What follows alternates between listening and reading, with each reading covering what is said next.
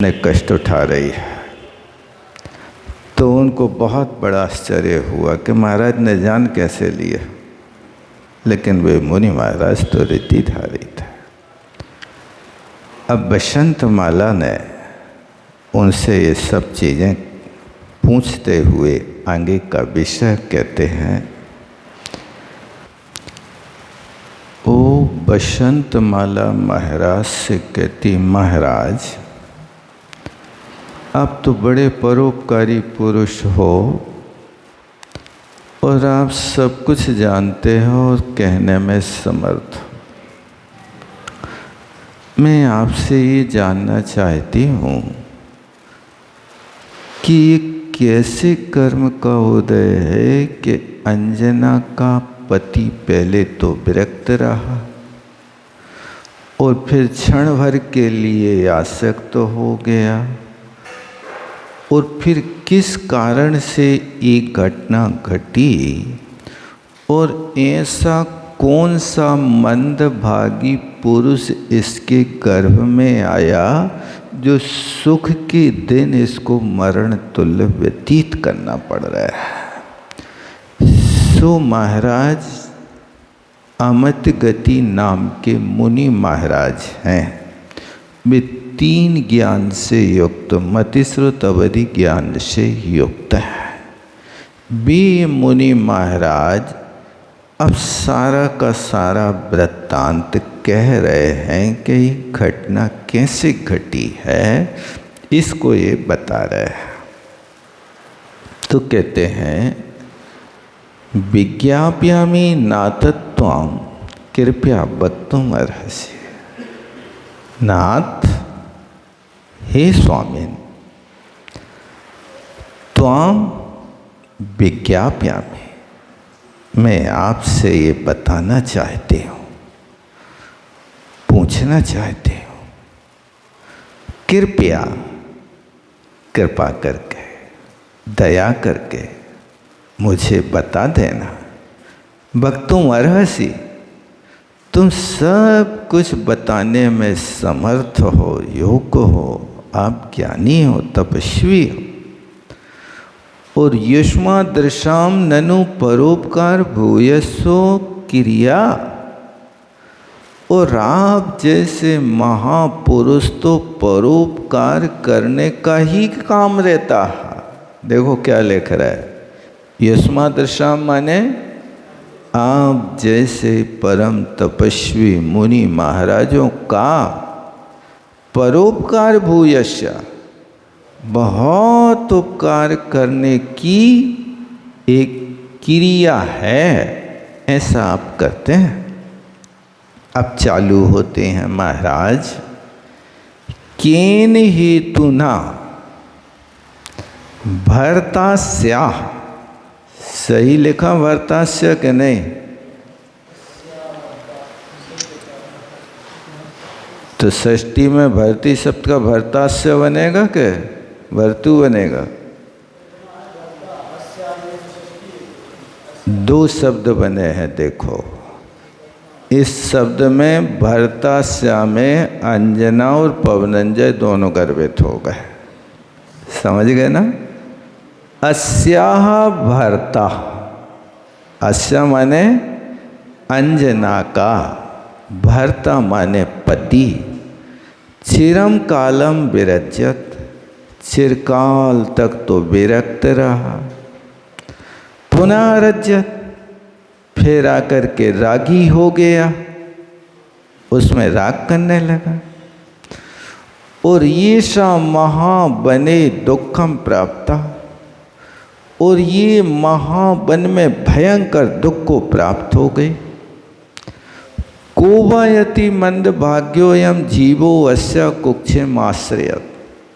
महाराज बताओ, अस्या कुक्षिम, अस्या माने इस अंजना की कुक्षी माने पेट में कौन सा मंद भागी पुरुष आया है जो सुखोचित, जहाँ सुखों का भंडार था, ऐसी इयम जीवित संशयम ये नानी था, जिस पुरुष के कारण जहाँ जीवन की भी आशा नहीं रही, ऐसे दुख में लाके डाल दिया गया, ऐसा कौन सा कारण है, आप बता दीजिए।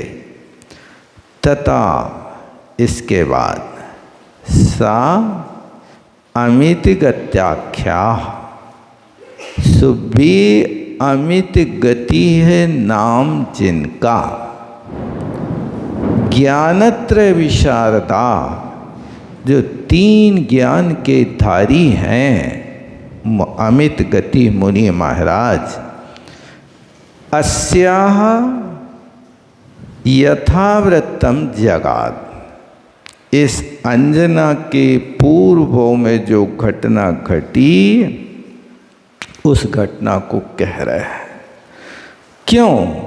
धीमताम ही ये सब वृत्ति, महापुरुषों का यही काम होता है कि दूसरे जीवों के दुखों को उपदेश दे करके उनको दुखों से छुटकारा दिला देना।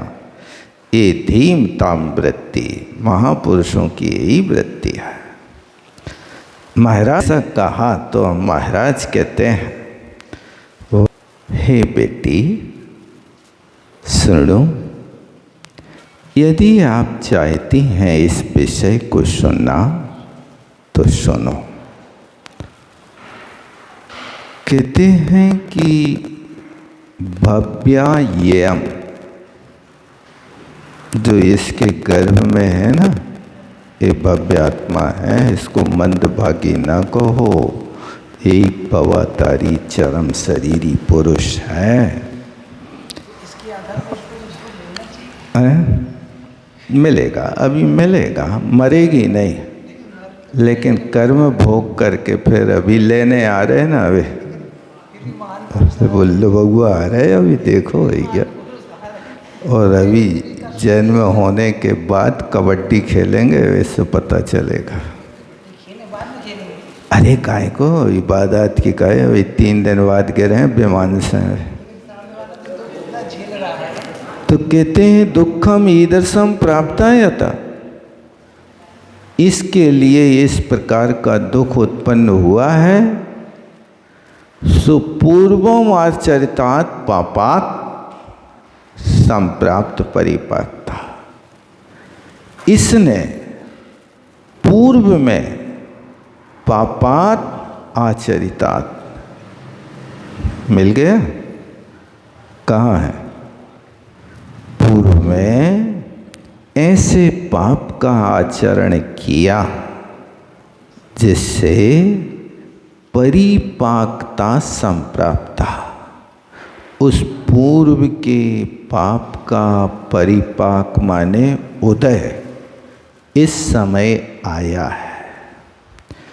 तो उसका कारण बताते कि यह जम्बूमती द्वीपे, इस जम्बू द्वीप में भरत नामनी वासे, भरत नाम के क्षेत्र में मंदराविख्य नगरे, मंदर नाम के नगर में प्रिय नंदिती सदग्रही, प्रिय नंदी नाम का एक सदग्रस्त रहता था।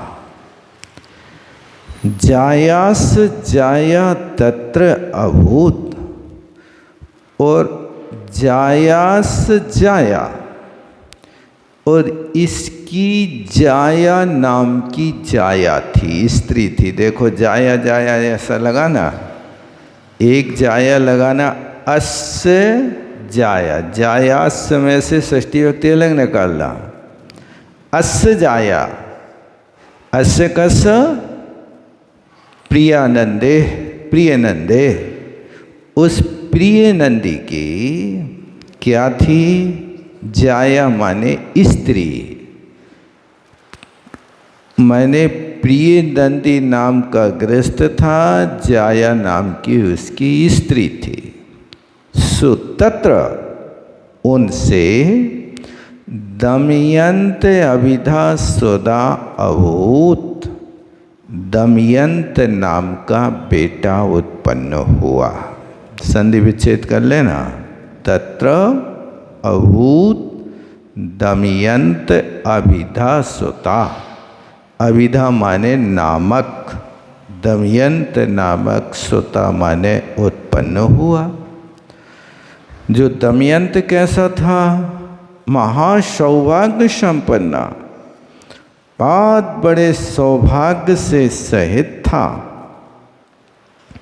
और कल्याण गुण से आभूषित था, माने कल्याण गुण ही उसके आभूषण थे। अथे अन्यदा, इसके बाद एक दिन मधौ, मधु माने क्या होता है? वसंत ऋतु होता है। वसंत ऋतु में मधुमास कहते हैं। मधुमास माने चैत्र मास। मधु बसंत ऋतु को बोलता जाता। परमा क्रीड़ा पुरे तदवत, सो वहाँ उसके नगर में बसंत ऋतु में क्रीड़ा करने के लिए नंदन प्रतिम उद्याने पौरलोक समाकुल है। पौरलोक माने पूर्ववासी लोक, उनसे सहित नंदन वन के उद्यान में गए और वहाँ क्रीड़ा। बसंत ऋतु का लोग अन्य संप्रदाय में एक दीपावली के उत्सव की तरह माना जाता है। ये लोग उसको बहुत महत्व देते हैं। अब वहाँ चले गए। अब क्या होता है? चिक्रीड दमयंतोपि की एक बार की बात है। सप्त गुणों पेताम अन्यदा, अन्यदा माने एक बार।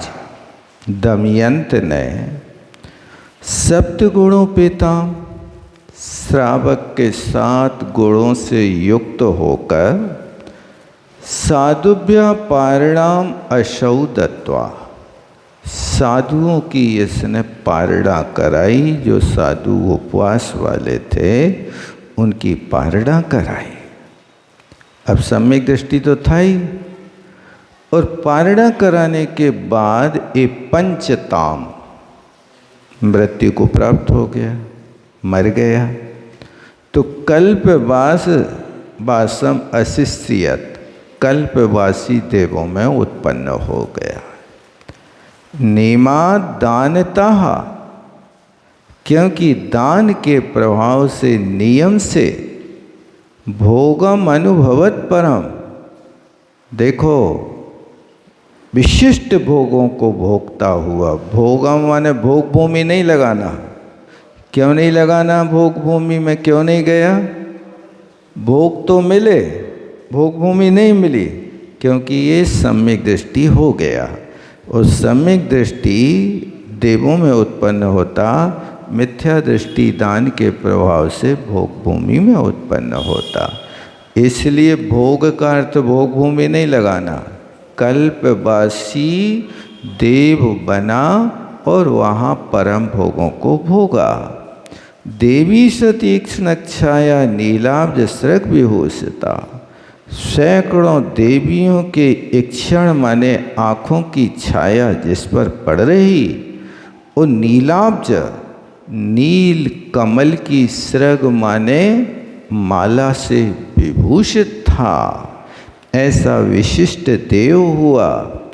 और तस्मात् च्युता, तस्मात् माने उस देव पर्याय से च्युत होकर के दीपे, यह दीप माने इस जम्बू द्वीप में, मृगांक नगरे, मृगांक नाम के नगर में, प्रियंगु लक्ष्मी, प्रियंगु लक्ष्मी नाम की माता और हरिचंद्र नाम के राजा से आत्मज माने उसका बेटा हो गया। कौन? दमयंत का जीव।